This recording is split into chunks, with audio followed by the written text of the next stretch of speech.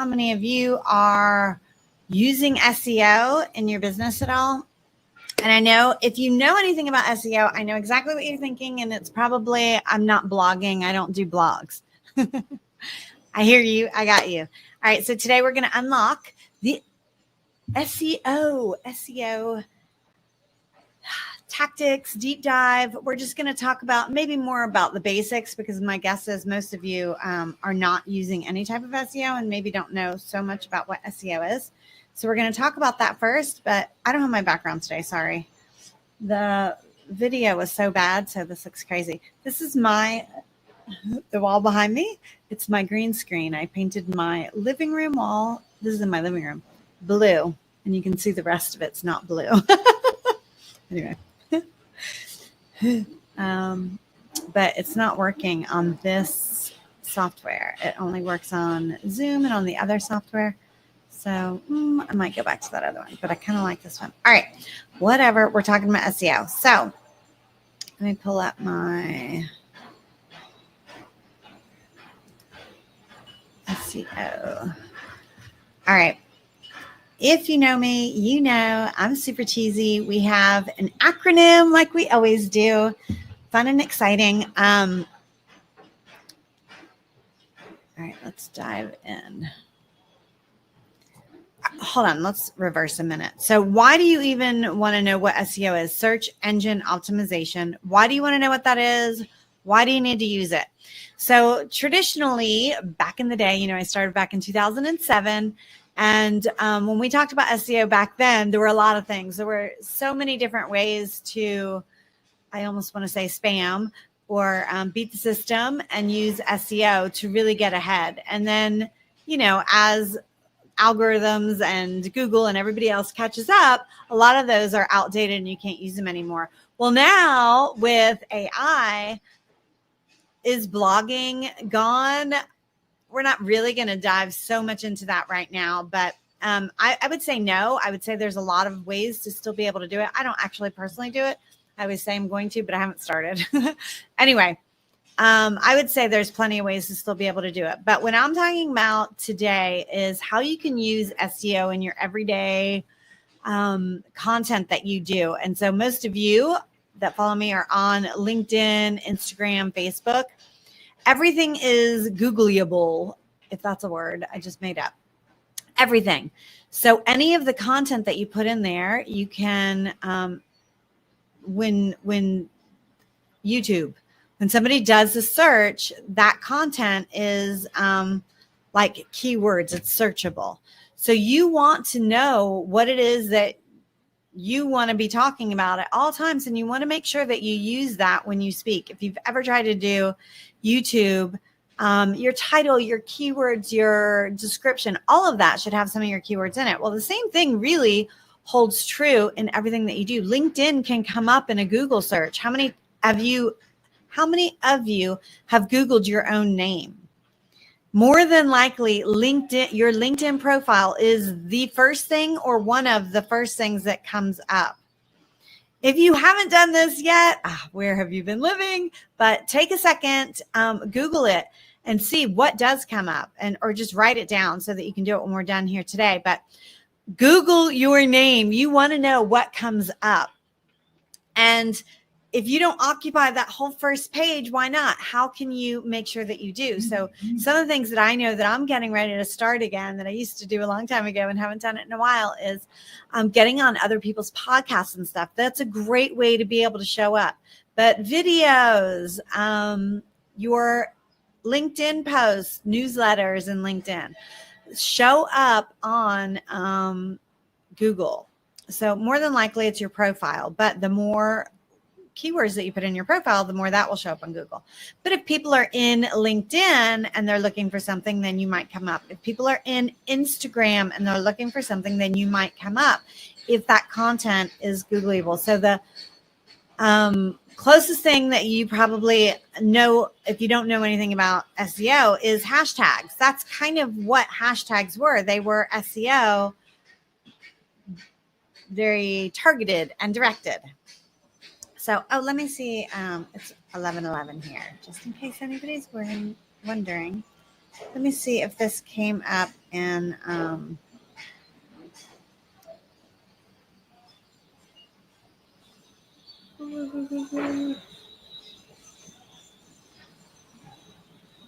let's just see. Give me 2 seconds.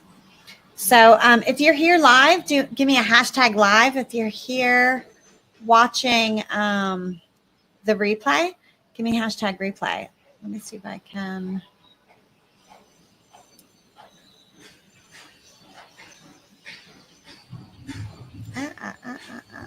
Let's see. So I just want to share this to my group real quick because I always forget.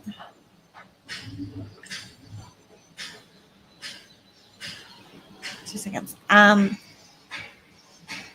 right, so give me a hashtag live. Give me a hashtag replay if you're watching the replay. And tell me, like, do you know what SEO is? Give me a 1 if you know what SEO is. Give me a 1. Give me a 2 if you know what SEO is and you're using it. And give me a 3 if you have no idea and you're excited to learn about it. So give me a 1, 2, or a 3 in the comments. 1 if you know what it is, 2 if you know what it is and you're actually using it, and 3 if you have no idea and you're excited to learn about it. All right, let's dive in. So the first, my screen just went black. Why did it do that? The first letter is P, prioritizing high impact keywords. So let's talk about that for a quick second. If you want the freebie today, it is SEO holiday keywords. So drop SEO in if you want the freebie, and I will send that over to you. But it's basically like some holiday keywords. I did them templatized so that you can put in your own stuff if you need some extra ideas. But prioritize high impact keywords. So some ideas for you around that would be if you talk about nutrition would be a top level keyword. By top level keyword, that's like the biggest, broadest one, right? Nutrition. Then if you dive deep into nutrition, there are other levels of keywords that you could get into, like nutrition for weight loss, nutrition for gaining muscle, nutrition over 50, nutrition for vegetarians. You know, you could do all of those types of things. And then there's like another layer that you can get into, which would be nutrition for vegetarians. Top 5 nutrition tips for vegetarians, or top 5 nutrition tips using broccoli for vegetarians. You can go deeper and deeper and deeper and deeper and deeper, however much you want to do it. So keyword strategy is huge. And how are you going to, if you don't know like what my keywords are, like my first suggestion would be just sit down, 5-minute timer. I love the timers, 5-minute timer. Write down what you think your keywords would be. What are your main topics? If you know your pillars, those are probably your main keywords, right? Your pillars should be hopefully somewhere around your main keywords. All right, you can use tools like Ahrefs. It's Ahrefs, or SEMrush, SEMrush, to find long tail keywords. Those would be like using broccoli as a means to lose weight, gain muscle for women over 50. That's serious long-term keyword, right? But you want them to be things that people are searching. And that's where it gets kind of tricky. So figuring out other ways to find those keywords is great. The best way ever is to ask your audience, what is it that they search, or listen to some of their questions. What are they asking? So you can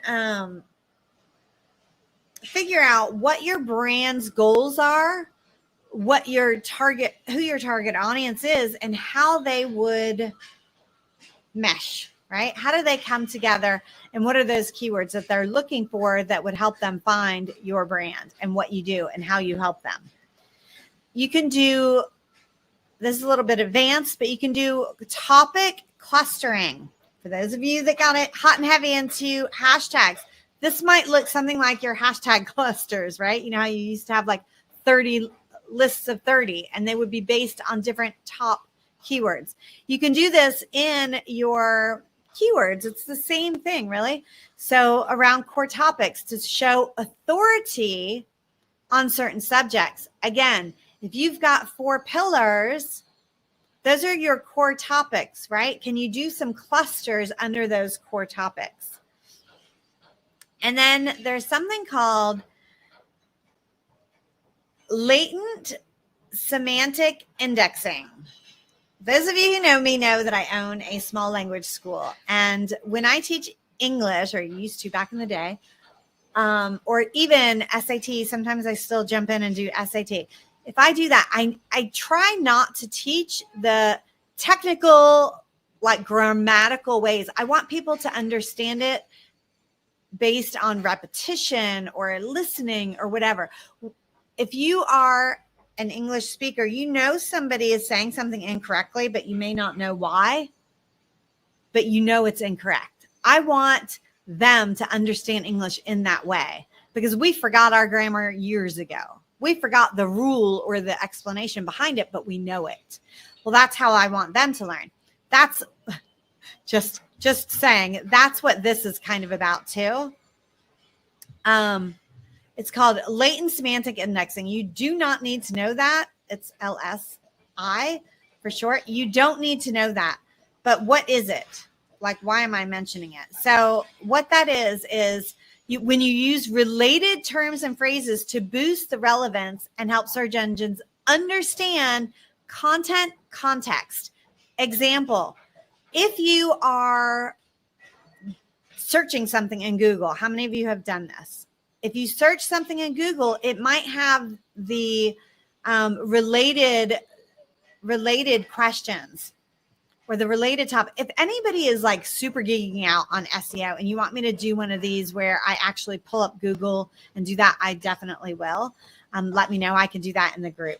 But basically, if you did a Google search and something comes up and then you see like those relatable searches, like at the very bottom that says that, halfway through it might ask some questions that go, those are going to be latent semantic indexing. So you want to know what all of those are for your keyword. So if you put in personal branding, you know, what types of things are people asking or searching for? What is personal branding? How do I grow my personal brand? Stuff like that. Those would be latent semantic indexing. So related terms and phrases around that personal branding topic. So you can use those tools that I mentioned earlier, Ahrefs, SEMrush, to find long tail keywords. Those are going to be the longest ones that have low competition. So not that many people are trying to rank for them, which means if somebody's looking, they might find you first, and high relevance. It's hard to find those, you know, especially, you know, more AI comes out, the more people are using tools like this. Those are paid tools. And so you can do a couple of free searches, I think, a day, enough to get yourself going on. So you want to encourage or help people be able to find you. So just if you're writing your to-dos for after this, write down, list 5 high impact keywords relevant to your niche. 5 high impact keywords relevant to your niche. Just find those. All right. The next one is optimize content structure for SEO. All right. So structure is important, especially back in blogging and all of that, but it's how Google and other search engines are going to prioritize. So this is going to go, if some of these are going to go towards blogging, others maybe not. But what I want to say for you, if you're using LinkedIn or Instagram and Facebook mainly, is not going to be so much the H tags, which we'll talk about, but you need it to be readable and informative. You want them to want to share it. You want people, when they jump on it, to want to stay, read it. I mean, we can all see reasons why we just want this anyway for ourselves, for what we're doing. We just want people to want that, right? So think about if somebody jumps on your page and the hook that grabs them in, and then what you're talking about has nothing to do with the hook. Well, they don't want to stay, right? They want to bounce right back out. Well, that goes with everything in life in general, but when you're writing something so that you're building your, in my opinion, most of the time that we're doing content is to build your personal brand, to build your thought leadership, to attract people to you, to inform people, to entertain people, educate people, all those reasons, right? But once you get them there, you don't want them leaving mad. You want them to stay, enjoy, consume, love what you're writing. So common sense, right? So you want it to be informative, but you also want it to be readable. What does that mean? Nobody, I'm going to repeat that, nobody reads anymore, believe it or not. So we write these long form posts, which there are still people that love to read them, but most people are skimmers. What does that mean?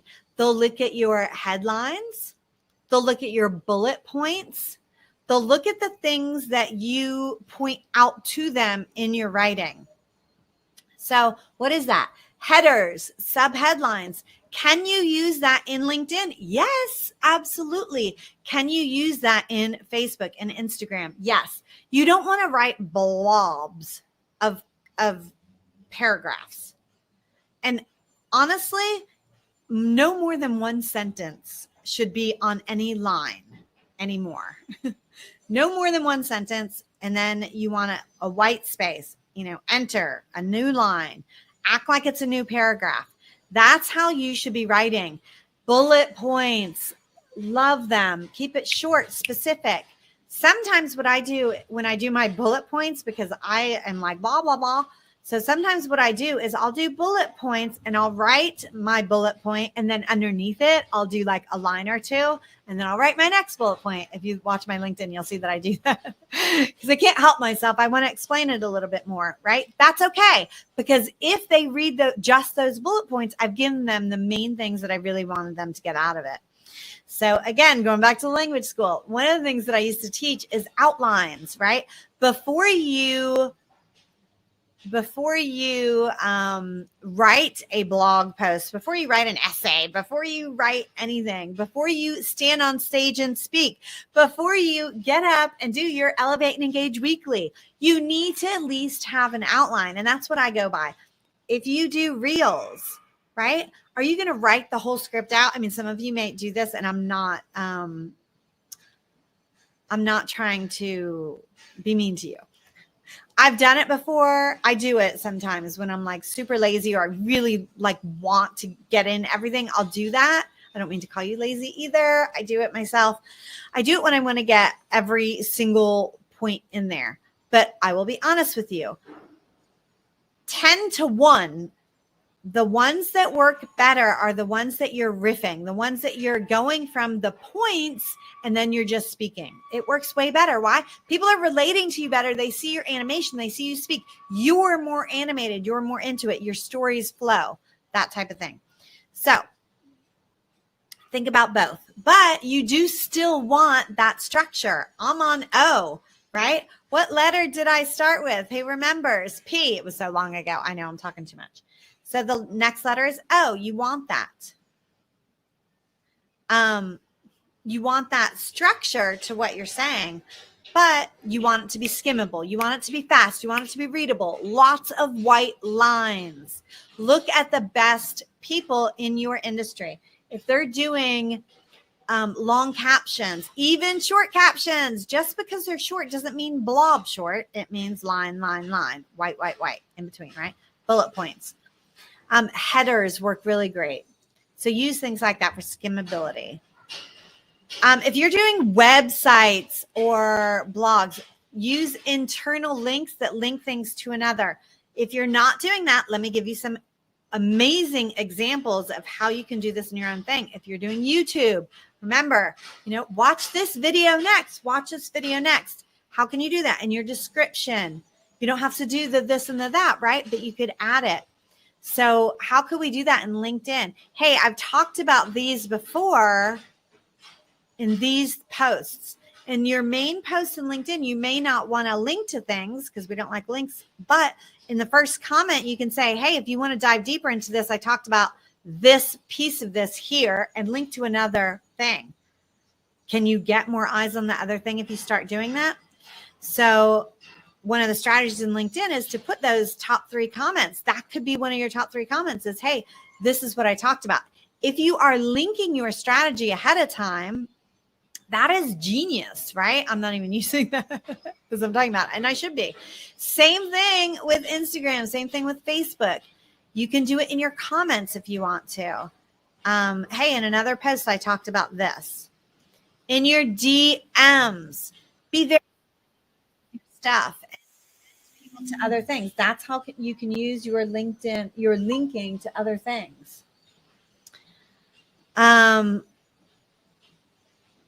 All right, there's another thing. I'm not going to go into the detail of this, but it's called rich snippets. So optimize for featured snippets by answering questions and structuring your content effectively.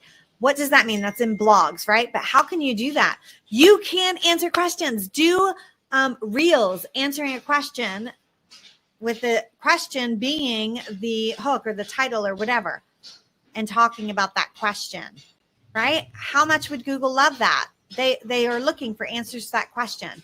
Make sure that if you're answering a question in your LinkedIn, if you do blogs and if you do your Facebook, local businesses, if you have Google My Business, answer questions in there and make it clear this is a question and this is the answer so that it's easy for people to pull it out.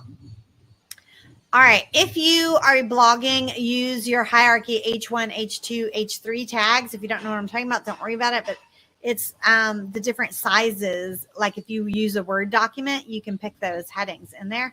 That improves readability and SEO. So if you're blogging, actually, make sure you use those. There should only be one H1, which is your main topic. And then you can have H2s, you can have H3s. Those are your subtopics as you go down. All right, so check out one of your last, if you are a LinkedIn person, look on LinkedIn. If you're an Instagram person, look on Instagram. I'm not mentioning TikTok because they don't really do a lot of content, like written content on TikTok. But use wherever you are. And this is SEO is going to be mainly written content. But here's a little hint for you. You can use your images for SEO also. They should be named as whatever your keywords are. It has to relate to the picture, but cross them, right? Anyway, go back, find some of your, maybe last 5 posts that you did and look for ways that you can improve them based on adding bullets, more white space, making sure that there's headings or things to really point people at. Short paragraphs. All right, next one is W. Who can guess my cheesy word? POW. You got it now. Drop it down below. Who can guess the cheesy word for my acronym of today? POW. All right, W is right for search intent and engagement. The very first thing you always want to think about is who's reading it and why are they going to want to read this? That is number one. You want to help somebody. I mean, coaches out there, I know you. I know that's why you're a coach. So this goes without saying, right? Don't get caught up in the SEO or the competition or whatever it is. Don't get caught up in that. But look at it. You want to know what it is because you can easily still do you, right? You can still easily do you and add that into it. And that's kind of what I want you to do. So write for search intent and engagement. Think about what people are actually Googling. if you know that they're looking for that, then you can help them. Who here does Pinterest? Drop Pinterest if you're one of my Pinterest people. I think I've studied Pinterest for so many years. It's changed so much over the time, and I never even started it. But Pinterest has a great SEO, very searchable. They have a great SEO system in there. If you've ever, so this works a lot better for the industries. My industry is kind of new on Pinterest and not so much in there, but for the industries that have always been on Pinterest, crafting and more art type things on, decorating your bedroom or something like that. There are really good keywords in there. So you can look when you search a term, it comes up with the headings underneath. Those are the keywords. That's really great. But match your user intent. What does that mean? That means you can actually find buying keywords. How to is a user intent. They want to know how to do something. That's a lot more into like their search or the funnel. That's a lot more into it than what is, right? If somebody's like, what is personal branding? They're all the way at the beginning. Whereas if they're saying, how can I grow my personal brand? They know they need to, and they know they want to. So that search intent is a lot hotter. Do you understand that? It's a lot better than what is personal branding. Doesn't mean you shouldn't do both, because you can get people here, along the way. It's going to be longer, right? So match their intent with what you're writing, and that will improve the SEO performance. Again, back to that headline. If you hook them in with something and then you don't give it to them, they're not going to be happy. Don't hook people in and then say, and then you need to buy this to get it. Give it to them. Give it to them. Whatever you're hooking them in with, you have to give it to them. You can't just say, if you buy my $80 course, you're going to get it. That's crazy, right? All right. What else can you do? So, who here knows Neil Patel? Neil Patel, he's amazing, amazing, amazing. But he has kind of revolutionized the guides. And what he did was he grew his business, his blogging, big. How far in are we?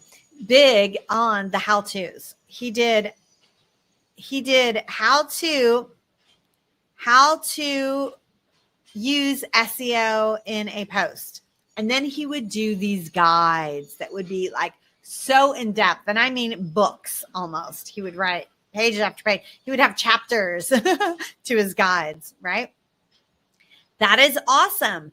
Why is that awesome? Because you read chapter 1, you want chapter 2. He's moving you to the next piece, just like I was talking about earlier, right? So you want to move people to the next piece also. If you have series, when you do, this is TikTok, right? You can move people through series. You can do this obviously on Instagram, Facebook, YouTube, anywhere. Twitter, you can move people through a series of tweets. Those are really good, right? You're keeping them on there and you're answering to their intent. They know that they want it and you're giving it to them, and now you're helping them dive deeper into that. So the rabbit trail is you creating that rabbit trail for them. We've all been there, especially with ChatGPT, right? You ChatGPT something and then it leads you to something else and to something else. Or you get on Instagram and you're started with something and then you end up on a totally different thing. Well, if you can control that rabbit hole, you can get them to be in your loop for a really long time. You want that. It's all about how much they're consuming with you to build that know, like, and trust. And once they've consumed, they say 7 hours, there's like that 777 rule, right? 7 hours of content with you, then they know, like, and trust you. And now they are ready to maybe jump on a call with you or buy your low ticket thing. Maybe they're like so enthralled with you, they're ready to go high level with you. It doesn't matter. I mean, it does matter, obviously, but the more you can get them in your own rabbit trail, you're helping them. You're giving them something and then giving them something else and deeper and deeper and deeper. So don't feel bad about doing that, because if they're not getting that information from you and you stop here, they're going to go to somebody else. And maybe that's okay, because maybe you don't do that. But if you do it, keep them in your world. And then just to say, think of other ways to give them that same information again and again and again in different ways, different angles, because we need to hear things over and over and over and over and over, right? And if you have 150 different ways to say it, they want to read 150 different ways, I promise you. Think about your own search habits. You've done it. So other things you could do is you could do listicles. If you have physical products, you could do comparisons, reviews.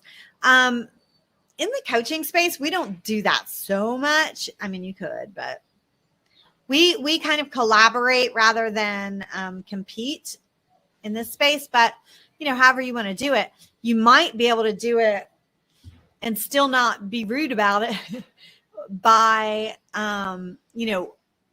think about in our world how you would do that, but their way of doing things, my way of doing things. So example might be, and you can think of how powerful this is, right? There are a lot of people who promote running ads, and then you don't have to do content. I love ads, but I'm never going to promote not doing the content, because I think that the content is where you build your brand. And I believe that you need that more and more and more. It's where you build your thought leadership. So that could be my comparison, right? Or why my review of why this is better than this. This way to do it is better than this. So that type of thing might be intent. People want to know, why should they do content when it takes so much time and effort and blah, blah, blah, when I can just do ads? Well, you could, but that content, number one, is going to make your app. I could go into it, but you get what I'm saying. So that's the intent, the commercial intent, and then if they want to dive in deeper. All right. So to do, if you're writing your to-dos, brainstorm 2 or 3 content ideas that will align with your target audience's search intent. Write that down, search intent. ChatGPT, always your friend. Use ChatGPT. I think that if you can write a couple down yourself, don't give it to ChatGPT. Go into ChatGPT, see what he says or she says, get their ideas, and then maybe take your ideas, put them into ChatGPT, but do a mixture, blah, blah, blah, blah. But brainstorm with ChatGPT. I mean, obviously, its brain is large and wide. All right, next letter is E. Enhance engagement signals. What? I hear you. All right. So I've talked about a lot of these already, but when we're talking about engagement, it matters for SEO. So if we talk about quantity, yes, I believe that you should be putting out a lot of content, as much content as you humanly can, so for some of us, it's harder than for others, but as much content as you can put it out. If that's 1 post a week, that's 1 post a week. If it's 1 post every 2 hours, it's 1 every 2 hours. It's 1 every 2 months, it's 1 every 2 months. But engagement matters when we're talking about SEO. So bounce rate is something that we use on blogs. And that means if they arrive to your blog, it doesn't have what they want and they bounce. That's like something you can actually track on a website. On your YouTube videos, that looks like watching, drop off. That's that drop off, right? So you can see it on that. But on your regular content, how can you tell? Well, some of your content hits and some doesn't. I would consider that your bounce rate, because your content you can't really tell as much about that bounce rate. But if they get there, they're not getting what they want and they leave, they're not staying to consume it. They're definitely not engaging with it, right? So time on page. Again, that's blog. What would that look like for you? Maybe comments, shares, likes even. If they like it, that they're engaging with it. Any type of engagement counts as a plus sign in your favor. Some count more. You want people sharing your stuff. That obviously counts way more than a like. If somebody leaves a comment, that counts way more. But all of that is engagement. So think about the type of engagement that you want and why that engagement is important. And then how can you make sure that your content gets that engagement? So there are different things that you can say and do on your posts. For example, if you want them to read in the comments, people put little hands down, right? More info. So you can get them to read more. There's catchier things to write there, but you know what it is. Get them engaged. Use engaging content. What is that? Quizzes. People love quizzes. So one of my new clients is in the design industry. And I was telling her my idea for a quiz. We're going to go through ChatGPT and see if we can get something really, really great. But it's a fun idea that totally aligns with her brand. And hopefully it's going to work out cool. We haven't done it yet, but we just talked about it last night. So that's going to be really, really cool, right? Polls are engagement.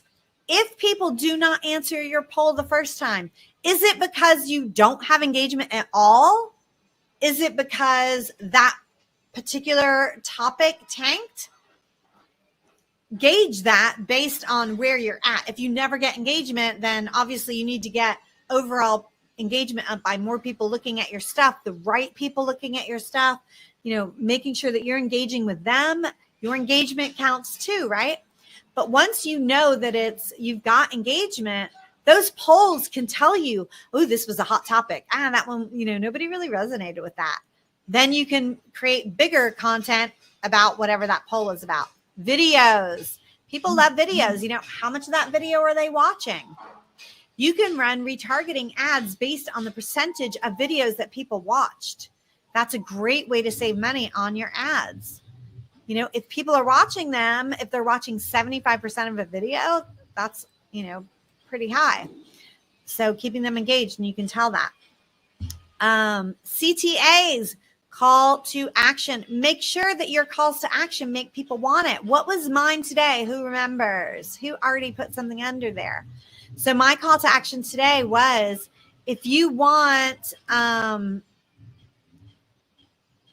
did I call it?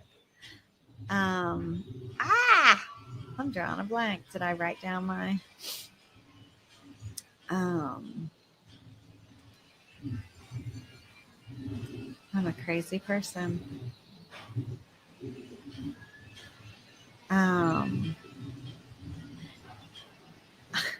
Sorry. Woo! I got sidetracked in my brain and went to, okay. It was drop SEO if you want the holiday content keywords. Drop SEO. I lost my place. I got all distracted. All right. I should have that up in front of me, and I don't. All right. Sorry about that. This is how you know it's live.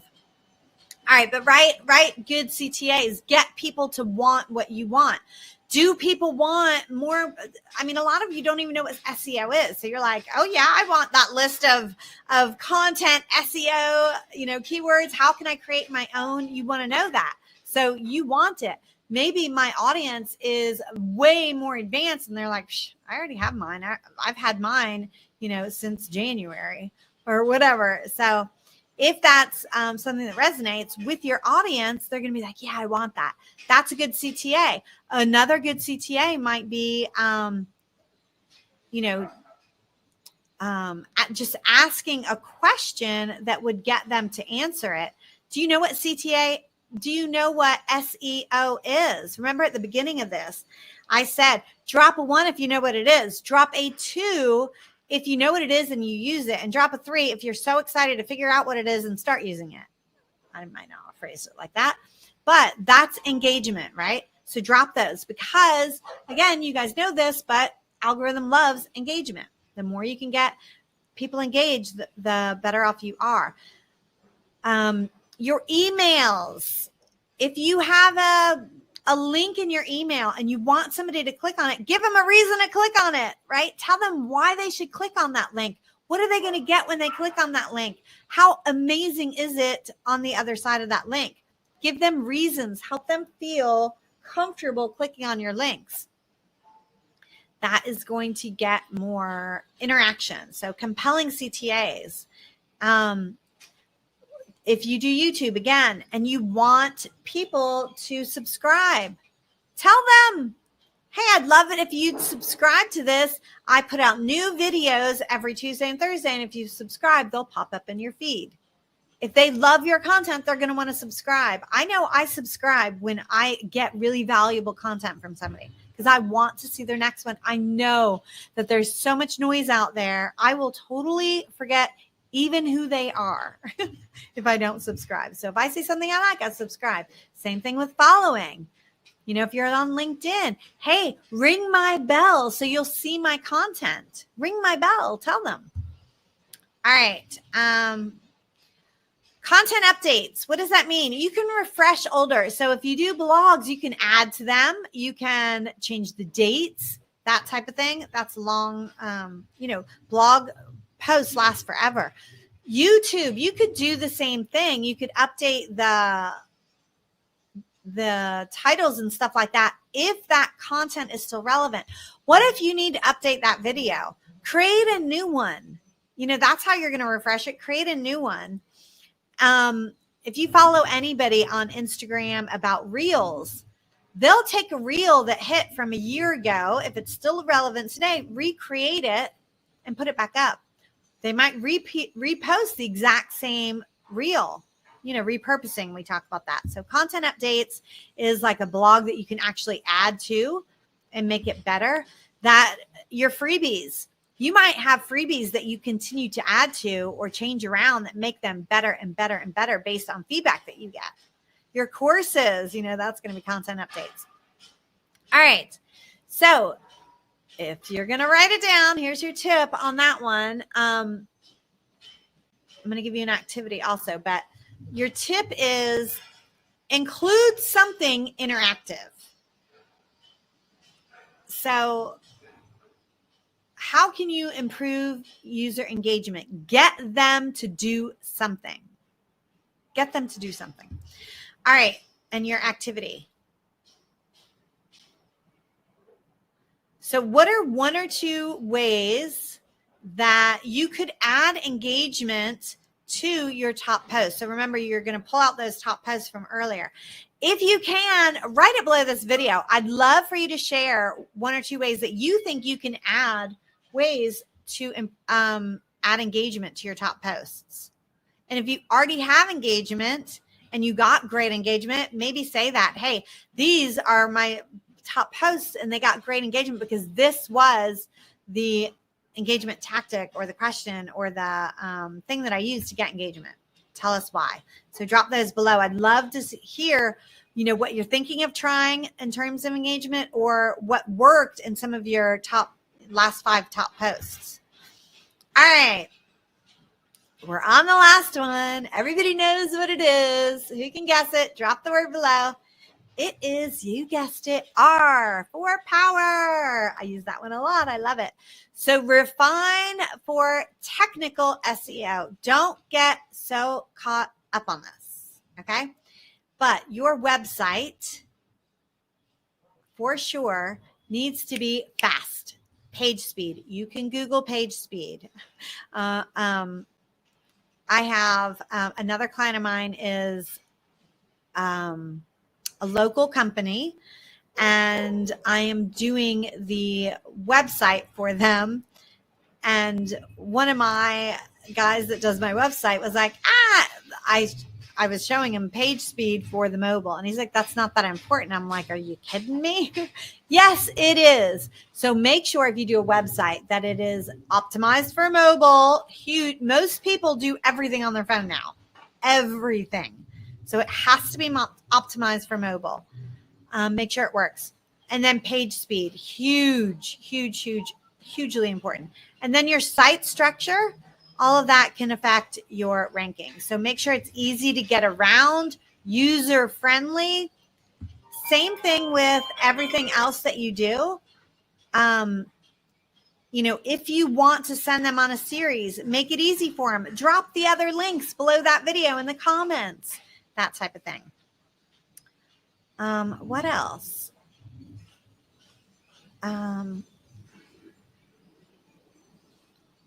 Do an audit, like just see what's working, what's not. If you have a website, check those things out. Have other people go through your rabbit hole. If you have a rabbit hole, that can be considered your funnel. Be intentional about it. All right. And do your page speed insights, or there's something else called Screaming Frog. You can use that. All right. Wrapping it up. Power is the framework. So P was prioritize high impact keywords. O, optimize content structure for SEO. W, write for search engine, for search intent and engagement. Engagement's huge. E, enhance engagement signals. What's that CTA? Are you asking them to do something?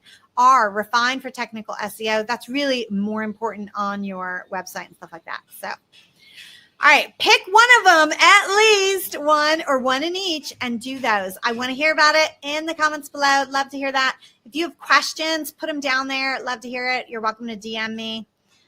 Next steps, drop SEO. If you want the holiday SEO, why can't I think of the way that I phrased it? Oh my God, I'm so crazy. Anyway, if you want the holiday SEO search keywords, that's what it is. Holiday SEO, holiday keywords, drop it, SEO down below. Let me know. Also, coming up next week is a really, really fun one.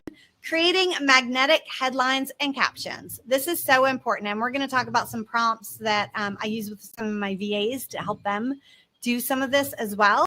So if you have VAs or if you're using them, make sure that you use that too. Once you have refined all of the rest of it, I use attachments to help make sure that, ChatGPT is looking at all the stuff that you want them to be looking at. But so creating magnetic headlines and captions. If you're not signed up for Elevate and Engage, go in there, elevateandengage.com, and make sure you get in that list and you can be notified every time I'm going. But it is every Thursday at 11 Eastern, 4 p.m. UK time. All right. Have any questions, comments? Let me know. Thank you all for jumping on, and I will see you the next time. Let me know if my non-background is so horrible. I want to hear it. All right. Ciao, ciao.